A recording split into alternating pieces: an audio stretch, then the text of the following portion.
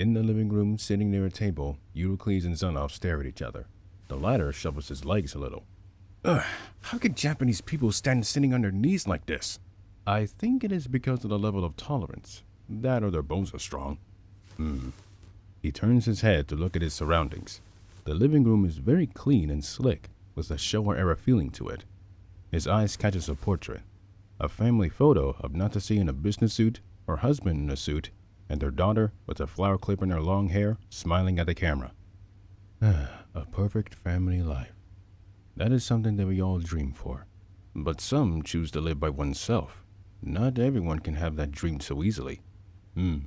That you have a point on. The brothers hear footsteps getting louder, breaking the silence. Natase walks out from a corner of the hallway and makes her way to the table. My apologies for taking too long. I had to grab something from my study. Is it something related? Without saying a word, she nods. She sits on her knees and lays a book on the table. The writing on the cover is in Atlantean, but only the three can understand it. I kept track of all of the things that the prophecies in the mausoleum have foretold. But I feel as though there are more that you two do not know about. Huh? Something even we missed? I'm afraid so. But you two told me of the visions that you had, right? It may be linked to one of two prophecies. She opens the book and turns to the 19th page. The brothers leans forward to look at the page she is pointing at. The prophecy will be set in motion by the reawakening of the galactic beast. Upon his return to dormancy, the time of our old world will be altered into a different reality. A reality that sees nothing but anguish and misery, fear and war. And its dreadful effects will spring into this world. You do not mean...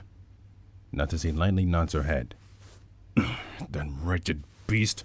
I dread to hear about it again. How will this world be affected? It seems like it would be impossible for the effects to come here.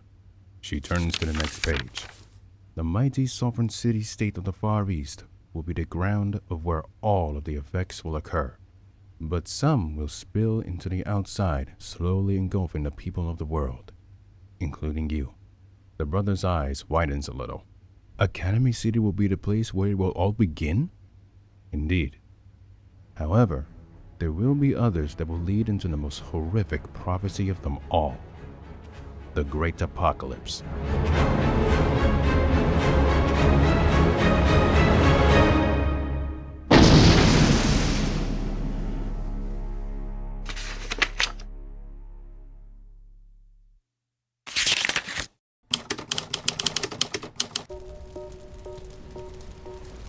The Sea of Japan. The Irish aircraft carriers, Dublin and Cork, are nothing but floating coffins. Several holes are throughout from bow to stern. Fires are scattered all over the decks and within the ships. Fire control parties are trying their best to extinguish the flames, and the damage control teams are trying to keep these ships afloat. Inside of the Dublin's hangar, sailors are at work dousing the fires. One spots a pool of aviation fuel on the floor. The ship slowly listing to starboard is moving the pool down. The list becomes greater, and the fuel flows much faster. An area of fire sits near the wall. The fuel touches it and ignites. A wave of fire travels through the floor quickly, engulfing the entire area. Crew and sailors screams bloody murder as they are burning from head to toe. The flames continues beyond them, reaching the depots. An explosion erupts, then another erupts, spreading into the outside. At the same time, a Super Hornet from the carrier Enterprise and an F-15J drops their last 2,000-pound bomb each, dead center of the carrier Cork. Piercing through the flight deck, they explode in the second and third decks, ripping and tearing the insides apart. 4 explosions follow suit. The ship now heavily lists to port. The captains on both carriers have seen enough. All hands, abandon ship! The order spreads through word of mouth.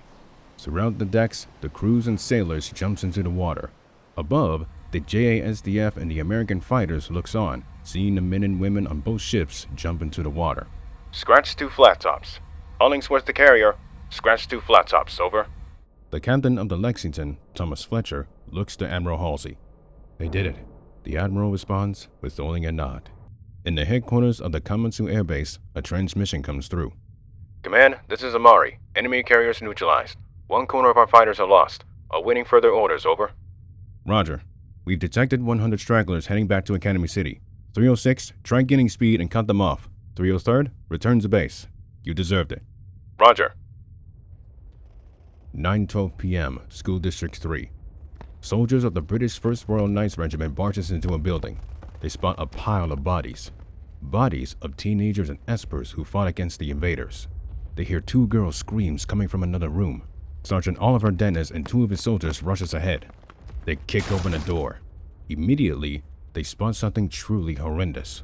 Without a second thought, they fired their L85A2 assault rifles, killing two Celtic Crusaders. The girl sees the British and shrieks out of fear. It's okay. You're safe now. He shows them his sleeve, showing them the British Union Jack of 1707. Even though the language barrier is there, the girls understood. They get up and runs over to the British Crusaders. All right, let's go. The group leaves the room, guiding the survivors out of danger. At the same time, Celtic Crusaders are becoming fewer and fewer. School District 3 is secured by the 2nd and 5th Division. The 11th Division secures School District 10 and is now entering School District 22. Major General Hisako Fukunaga spots a pair of red signaling flares. He takes on his binoculars and looks ahead. Judgment member Mike Connery waves both of the flares, getting the attention of the JSDF soldiers. Come on! He puts the binoculars to his side and the soldiers rushes over to the girl. 9:15 p.m., School District 7. Bagan rolling to the sky after dropping and defeating Godzilla III awakens both Kamijou and Zanov, who are 10 feet away from each other. Euclides, a further 20 feet away, is still knocked out. The Irish Prime Minister and Imagine Breaker moves their bodies. They forcefully push themselves up. The two stands to their feet, beaten, battered, bruised, bloody, and heavily breathing. Impressive. You managed to hold your own for this long. I never learned how to give up. I must say, you, aside from Euclides, have given me the greatest fight in years. Glad I was able to entertain you, bastard. Well, that was warranted. Also, that personality of yours kind of reminds me of Dragonborn. How so? He is our king. And even though I do not recognize him as such anymore, I do admire the lengths that he would go through to ensure the safety of those around him. The only difference is that he was more noble than you. Sounds like a great guy. I'd love to meet him one day. The 15-year-old retches and vomits blood from his mouth. Ugh, damn it. That's the second time this week. He wipes his mouth, then lifts his upper body. So, you said that your parents were killed, even though you had to create Bagan. Why didn't you and Euclides find some other way to defuse the situation? It was not so easy as you may think. Not every situation that you come across can be resolved, as you can see in front of you. Is that why you came to the conclusion of killing the council? Why you came to the conclusion to kill those who work for all of the churches?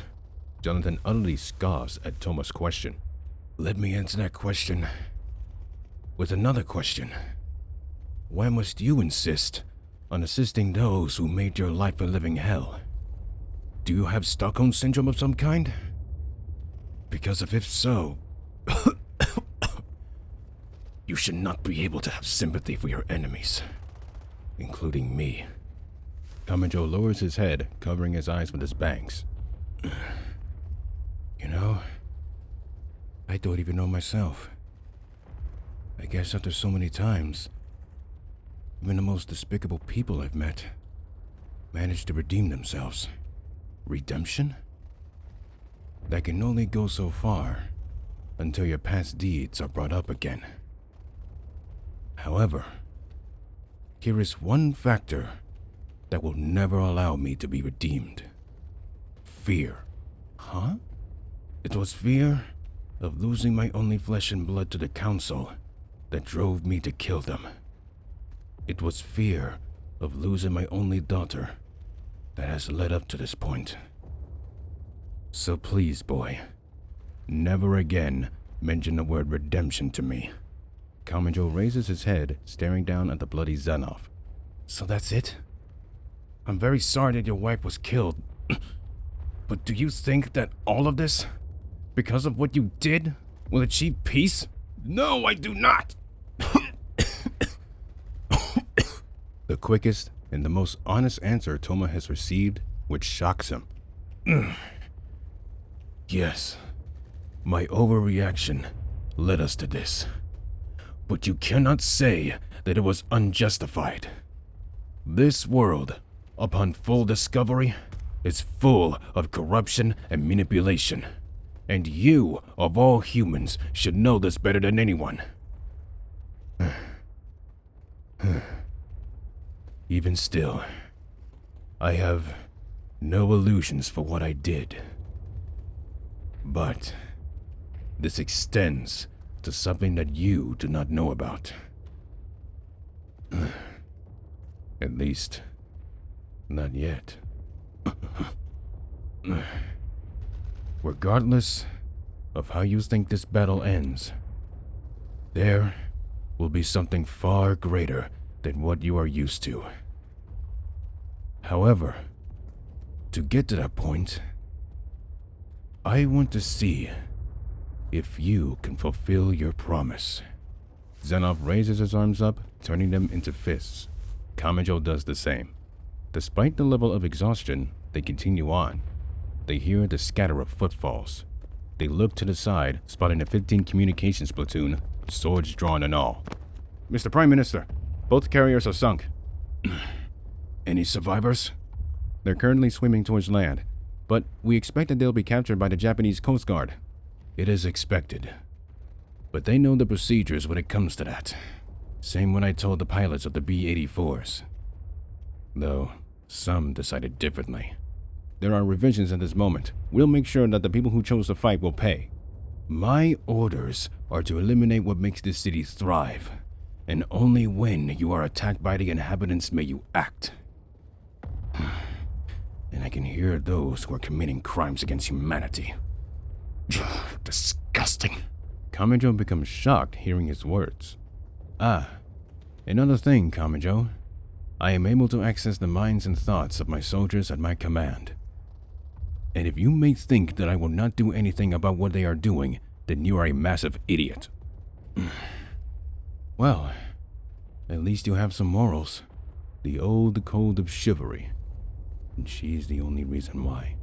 Sir, can we help? We can overwhelm him and finish him off. You will do no such thing. The boy and my brother are my fight and mine alone. You may look out for others who wish to intrude, but do not interfere. With no backtalk, they follow the man's order. Half of them sheathes their swords, while the others keeps them drawn. The 15th Communications Platoon suddenly starts singing a song, The Rocky Road to Dublin, as both Kamijou and Xenoph starts moving towards each other, still with their fists up, as the clock strikes 9:20 p.m. Xenoph swings his right, punching the boy. He swings his left. Kamijou counters with a deflection and a quick cross-right jab to the man's cheek. The boy swings his left. Johnny blocks the weak jab and counters with claps to both of his ears. Touma steps back, holding his ears and grunting from the pain. His hair is grabbed and he gets punched in the face. Jonathan throws another, but Touma blocks it with his left elbow and swings his right fist at his stomach. The Irish Prime Minister becomes winded. The boy rushes, swinging a right, then the left. Xenoph blocks the third with his left arm and swings his right elbow, hitting the right side of Kamijou's face. He swings his left leg up to his face. Touma blocks it with both of his hands and swings his right fist, punching the man's face, cracking his jaw. Euclid's right hand twitches. He moves, then pushes himself up. His blood-filled face sees the two in their brawl with the Crusader still singing. He reaches into his sleeves, pulling out a fast-acting healing syringe. There is no other choice. Kamijou brushes his chin with his right hand, and Xenoph cracks his neck. The two rushes towards each other once more. Xenoph delivers a quick right jab. Kamijou blocks the left and counters with a straight right. The two staggers. They throw a hard, straight right, but Xenoph's punch connects. The boy collapses to his knees. Jonathan grabs him by the hair. He winds his left fist, getting ready. With no other thought, Kamijou swings his right fist up, hitting the man in the testicles. Zenoff howls in horrific agony and collapses to his knees.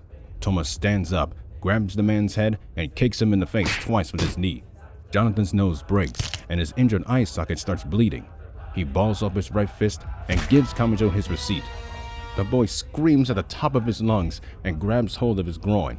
He gets to his knees, and the two's forehead touches. Gasping for air and in so much pain in the groin, they are still not giving up. They reel their heads back and headbutts each other. The two collapses to their backs. That was a cheap shot. You did that first, fool. Jonathan lifts his upper body. He stretches his right arm out and opens his hand. The axe hammer Hades flies into his palm. Gripping it, the man stumbles his way towards the down to level 0. He stops beside him. He lifts Hades up above his head. Euclides pops up to his feet. Piles of concrete covers the blade of Gaia as the man swings it to his right. The Tower of Rocks collides with Zenoff, launching him away from Kamijou. He forces himself up to his feet and rushes to the boy. The British Prime Minister gets to his knees as he takes the syringe back out. Let us hope that your right hand does not negate this. He injects the needle into the boy's arm. Bones cracks, blood disappears, and the adrenaline increases. Touma sits up, gasping for air. Holy crap, it worked! Euclides helps him up to his feet. You idiot! Did you really think I was going to let you die that easily? Hey, I was actually trying, okay? You are not trying hard enough. Indeed.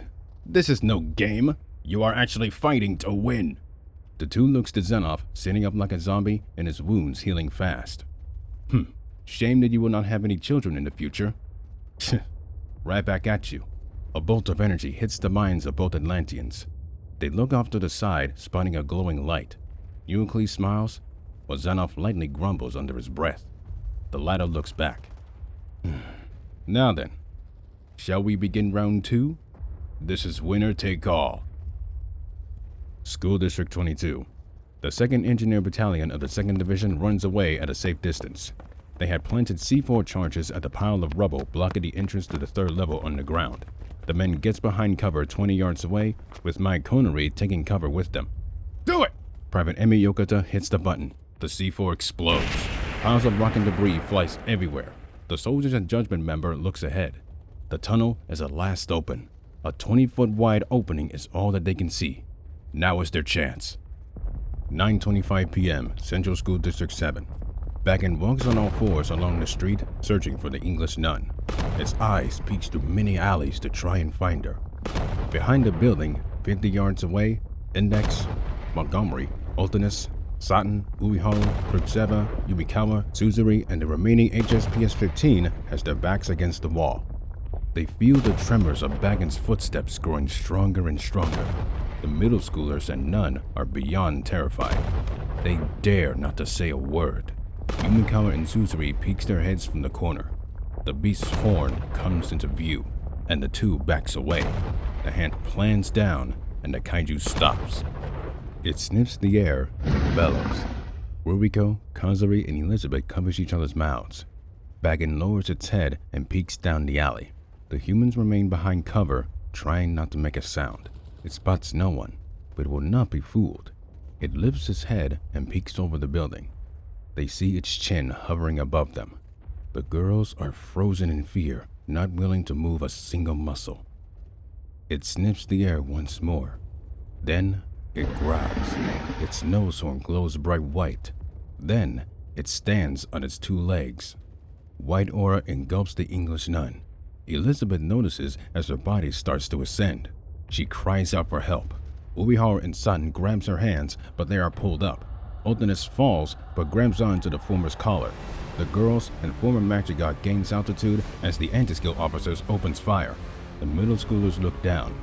Jumping down is not an option. They stop at the height of Bagan's chest.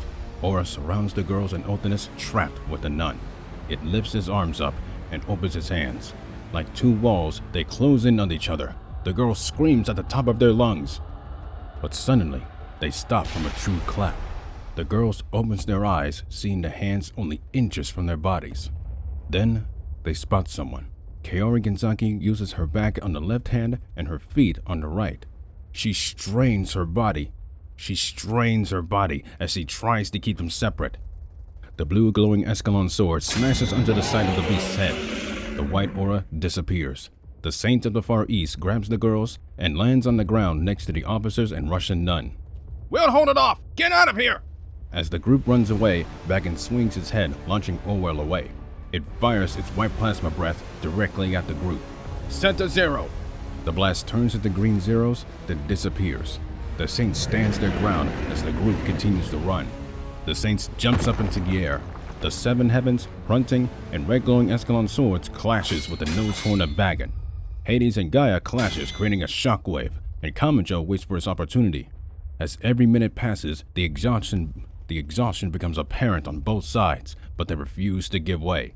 Zenov kicks his brother in the stomach and blocks Kamijou's right jab. He limps his leg, kicking the boy on the side of the head. A skyscraper breaks from its foundation and lifts up, surrounded by Mazora's white aura, and launches away from it. The three Saints jumps over and around it and dashes towards the beast once more. It deflects their swords and knocks them away. The HSPS-15, covering the retreating group, fires his shotgun at it. All of the grenades has no effect. White aura surrounds it, and the powered suit is flung into the air. White aura surrounds the middle schoolers, Ultinus, Yumikawa, Suzuri, and Index. They stop in place. The Fumers are flung away, attaching to the wall beside them, while Montgomery remains in place. Kamijou gets kicked on the side of the head, and he plants against the fence. His body gives out and shuts down. Zenov, approaching him, notices this. It seems that your body cannot continue. I guess your stamina was only limited. 5 yards away, Euclides crawls on his stomach as his legs do not respond. You managed to survive for this long, but it seems that you are at your wit's end. He kneels down and lifts the boy's head up. I still commend you for your bravery. Not many can say that. Well, I guess I could blame that on my stupid luck. But I will make sure that you will die braver than most. If you have any final words, speak them now. Kamijou remains silent. Very well then. The man stands up back to his feet. Bagan approaches Index, frozen in place by its magic. The middle schooler struggles to release themselves from the aura, but to no avail. It opens its right hand. Zenov touches Kamijou's left side of his neck with Hades. He reels it back, then swings. At the same moment, Mazora swings its open hand. Both Touma and Elizabeth closes their eyes, waiting for the inevitable. The clock strikes 9:30 p.m. Mazora's hand stops just short. Montgomery opens her eyes. The middle schoolers, former magic god, and 2 anti-skill officers become shocked. The beast itself has the same reaction, and its white aura disappears. Kenzaki, Marshall, and Orwell approaches the area and sees the beast's hand has stopped. By one single person. Accelerator, Academy City's chairman, and the first-ranked level 5 in a gray winter hoodie and pants, and standing with the help of his retractable and modified crutch, stares up at Mazora with his red eyes. Accelerator! Wait, I thought you had left. I never left. Wait, if you're here, then where's Last Order? Over here! Shouts Misaka getting your attention? The group looks, spotting the small, childlike clone of Mikoto Misaka 20001 Last Order waving at them. Wait, did she say it's a long story? I'll explain later. Accelerator turns around, seeing Index staring at him. What are you doing just sitting there? Oh, right. She stands up and runs behind her. His eyes turns back to Bagan. Everyone gets away from the two at a safe distance. So, this is the god that the Celtics were talking about, huh? Looks pretty disappointing to me. Bagan scoffs at the 15-year-old's statement. It closes his hand around him. But the boy's reaction is a sadistic smile. Originally, I was saving its power for your opponent. But seeing as he was in the right, I thought differently. So? His hand clenches the palm, causing the beast to stop. Let's see how much of a god you really are! A force rips the skin from Bagan's hand and it pushes it back. The beast shrieks in pain. It backs away, clenching it. The chairman leans forward a little. He taps his right foot. He launches himself into the air. The crutch retracts itself and he extends his left arm up. He grabs his nose horn, stopping his momentum. Oh, come on, you disgusting freak! Why aren't you fighting back? Mizora swings its head to the side, but the boy remains on its horn. He grabs him and throws him down. The boy stomps himself just short from hitting the ground, then rockets himself back up. He lifts his right foot up. He kicks its chest, shattering parts of its armor and knocking the kaiju off its feet. The Espers, Sorcerers, and Clone watches on. Is this his power? Vector transformation? But he suffered a gunshot wound to his head when he was saving me. So his power is very limited, answers Misaka. How much time does he have left? He said he only has about 30 minutes left. He's been using it sparingly. As Bagan crashes on its stomach, Accelerator lands safely on his feet. Oh, come on! Is that all you got? The beast rises to his feet, furiously firing its white plasma breath. The blast hits an invisible field, and the kaiju is shocked. Child's play. Its vectors manipulates the white plasma breath, reversing it back to its wielder. It smashes and explodes on its chest. It shrieks in horrific agony, while Accelerator becomes disappointed. So this is it, huh? A kaiju that's deemed to be a god. How incredibly lame and disappointing. It stares back at him with anger in its eyes. I think it's time for you to see what a real challenge is really like. At the same time at 9:30, a bolt hits Xenop's hand, knocking Hades out of it. The blade flies and smashes on the ground 10 yards away. Kamijou opens his eyes, realizing that he is still alive. He looks to his left, while Jonathan and Francis looks to their right. They spot Makoto Misaka standing 8 yards away from them, right arm out and 2 fingers out. A cold breeze brushes across as her rage-filled eyes locks with Xenop. That's our bread and butter you're f***ing with. Misaka! The girl's eyes veers to the boy. Sorry I was late. I had to patch things up with him. But now, we're here to return the favor for what you did for all of us. Her eyes darts back to Jonathan, with her face making an angry look. And it all starts with you. Interfering like this will not end well for you, Railgun. The Celtic Crusaders runs to her, swords drawn. I stood away from you for long enough. And also, you didn't hear me. I said our bread and butter. White Needles digs into the Crusaders' legs, causing all of them to stop. Misaka walks forward, carrying an iron sandsword into her right hand. Xenop opens his right hand, and Hades flies back into his palm. The two runs towards one another. The pain that Bagan feels transfers to the man. Shirai appears in front of him, drop-kicking him in the face. Mikoto swings to her left, slashing at the man's chest. Kamijou suddenly pops up to his feet, throwing a straight right, punching the man on the side of his face. Xenop rebounds and blocks a left. Bagan's pain transfers, and Touma and Kuroko throws a left and right jab, hitting the man's chest. Johnny swings Hades to the left. Mikoto blocks it with her sword. You left yourself vulnerable! The Crusaders runs up to them swinging their weapons. Green lasers crashes onto 10 soldiers, killing them instantly. Shizuri Mukino walks out from a corner and turns to her left. There you are, you son of a bitch! Crusader swings for her head. High-velocity bullets pierces through their heads, killing them. 100 yards away, Kinohata and Hamazura, with their 50 BMG and L96A1 sniper rifles respectively, fires another pair of bullets each, taking out more Irish soldiers. Green Orbs forms and fires at the Irish Prime Minister. The Espers duck, but Xenop rolls out of the way. Getting to one knee, he blocks a laser with Hades. He runs forward, but the registered pain stops him in his tracks. Mind if I cut in? A flying right fist by Ganha smashes onto Xenop's face. The man spins, but regains his composure and grabs the boy's legs. He throws him against the skyscraper behind him. Jonathan swings the glowing Hades, but Euclid stops him from doing so, getting in front of him. Shirai teleports as Sugita darts forward and Kamijou runs forward. Their punch and the level 4's dropkick hits the Irish Prime Minister on all sides. The level 5's fires a bolt and laser respectively, hitting Xenop's stomach, pushing him back 10 yards away. Kamijou gets down to one knee as the brothers continues to brawl with their swords drawn. Misaka and Sugita attends to him. Damn it! He keeps getting back up!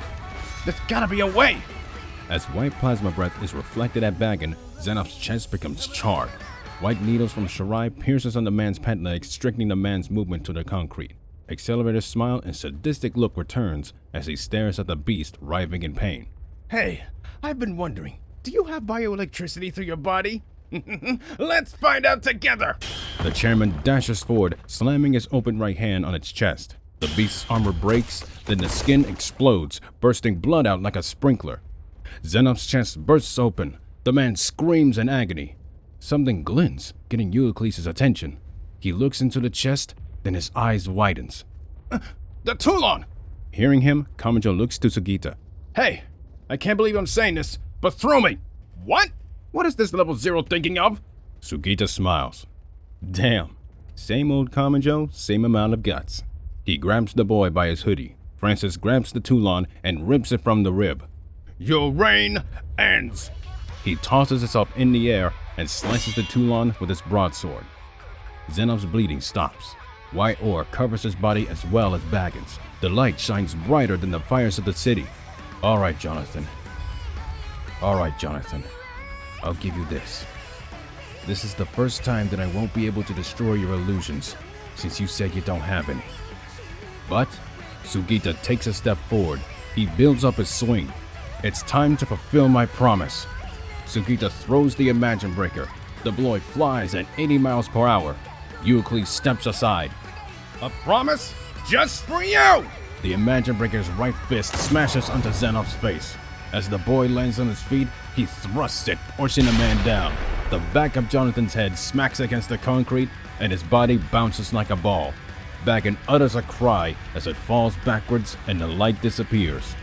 Both the beast and the Irish Prime Minister crashes on their backs, then they lie motionless. Accelerator has done his job, Misaka has returned a long-awaited favor, and Kamijou has finally fulfilled his promise. The smoke, billowing into the air, evaporates. The blue flames all over Godzilla's back disappears. Tiny bolts of Misaka's electricity begins to spark. A dorsal fin pops out, and the fin does not retain its original shape, but takes on a new one.